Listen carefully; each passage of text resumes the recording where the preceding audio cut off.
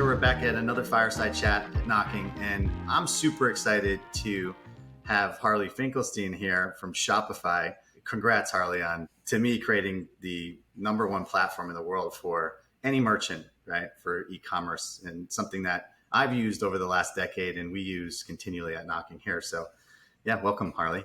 Thanks for having me. It's been a joy for me to watch you folks as well. Wow, that's great. And so maybe you can tell, everybody, when did you get into e-commerce? Like, what year was that, and how did you get into e-commerce business? So I moved up from South Florida to Canada in 2001. I went to McGill, needed to make some money.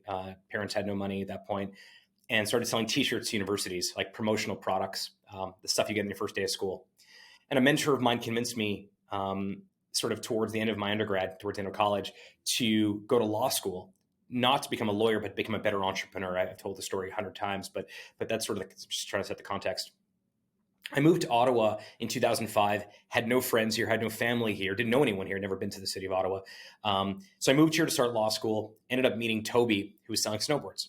And at the time, Toby had just made the decision that while the snowboard business, selling snowboards, was a good idea, the code that he'd written to sell those snowboards may be a great idea, that more people may want to use that same software to build their own online stores the way he had with his snowboard shop.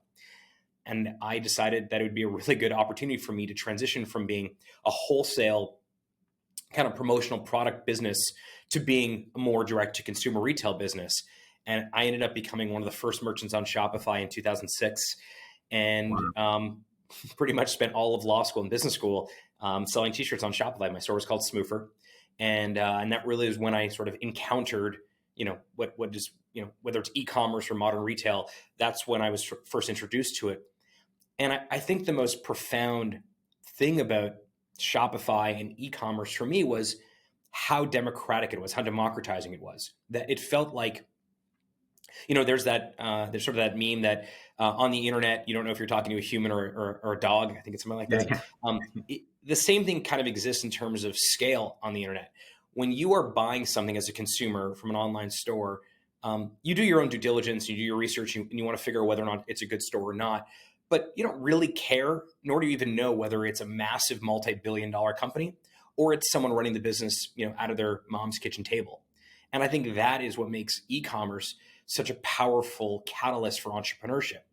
The barrier to entry is lower. The ability to scale is much higher. And the consequence of all that, when you put it all together, is that you now have companies like Figs and Allbirds and Gymshark and Fashion Nova and all these amazing companies that didn't exist 10 years ago, that today, as we speak, are the leaders in their vertical category. And I don't know this for a fact, but I've joked with Ben Francis from Gymshark about this quite a bit, but I'm certain that there are board meetings at Nike where someone, when they're discussing threats to the company, where someone raises Gymshark. A company that wasn't around 10 years ago is now a potential threat to one of the largest companies on the planet. And Ben started that while delivering pizzas in college in the UK. So the e-commerce for me is both something that's personal, because I was able to provide for myself and my family by starting an online store myself. But it also is incredibly important to me because I think it's the greatest equalizer in terms of whatever your definition of success is. It helps to provide that for those that want to undertake that effort and that journey. And now Shopify is about 10% of all e-commerce sales in the United States. We have millions and millions of stores. If you are buying a product on the internet and it's not from a big marketplace and it's a great experience, there's a very good chance that it's being powered by Shopify. And that's really meaningful to us. I love hearing that too. And by the way, marketplace, Knocking has like CBS deals. Those are marketplaces on Shopify. Yes. And actually, I use that sort of tongue in cheek. What I mean by it is, if you're not buying it from a large retailer and you're buying it, if you're buying a product that feels like an independent business, whether you're buying it on a marketplace like CBS or you're buying it on, Facebook or Instagram, those are all powered by Shopify as well. Yeah, no, it's wonderful. And also, my experience going all the way back to those early days for me, 2008, when I came into Shopify and heard about Shopify, I was like, Shopify or Magento? And thank God I chose Shopify, man. Because we're happy you chose Shopify as well.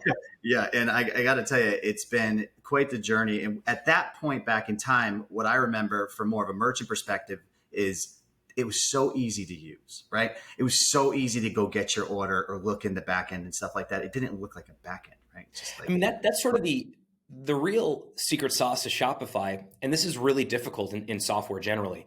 But the real challenge is making software that is really easy to use when you're getting started. If the journey of starting a business on Shopify was incredibly intimidating when you were getting started, you probably wouldn't start. But by making it really easy to start, and you can do so, in half a day, you can build a beautiful online store that's independent, that's scalable, that looks great. And then over time, as you need to do things like cross-border tax compliance, or you need ERP integrations, or you need inventory integrations, or you want to connect a bunch of different, other marketing suites, all of that is available to you, but it unveils itself at the right time to the right merchants. And one of the things we really care deeply about is to make the important things easy and everything else possible.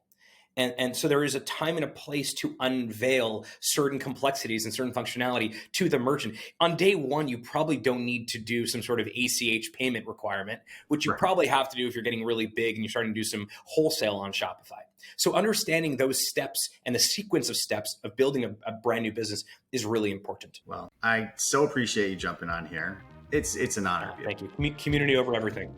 Yeah, absolutely. All right. Thanks Howard. Good seeing you.